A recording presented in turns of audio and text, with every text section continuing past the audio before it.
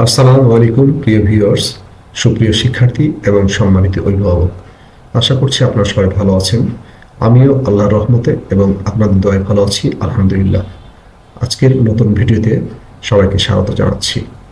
আজকে আমি এসএসসি পরীক্ষা 2026-এর তথ্য এবং যোগাযোগ প্রযুক্তি যে সকল অধ্যায় নির্ধারণ করা হয়েছে তা আলোচনা করব, সেই সাথে প্রশ্ন কাঠামো এবং সিলেবাস নিয়ে বিশদ আলোচনা করব।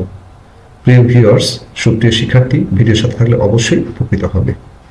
তো কথা না বাড়িয়ে চলো আজকের নতুন ভিডিওতে আমরা প্রবেশ করি।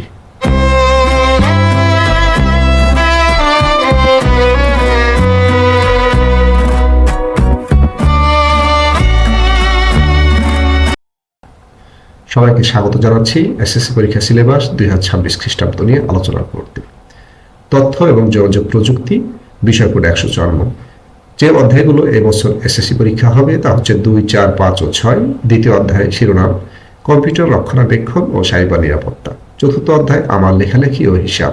পঞ্চম অধ্যায় মাল্টিমিডিয়া ও গ্রাফিক্স। ষষ্ঠ অধ্যায় প্রোগ্রামিং এর মাধ্যমে সমস্যার সমাধান। এবার প্রথমবারের মতো বহু নির্বাচনী বাদ দিয়ে বহু নির্বাচনের সাথে সাথে থিওরি পরীক্ষা থাকবে। তত্ত্বীয় 25 নম্বর 25 মিনিট এবং ব্যবহারিক 25 মিনিট 25 নম্বর 1 ঘন্টা প্রয়োজনে সময় বৃদ্ধি করা যেতে পারে, যা বিদ্যালয়ে অনুষ্ঠিত হবে।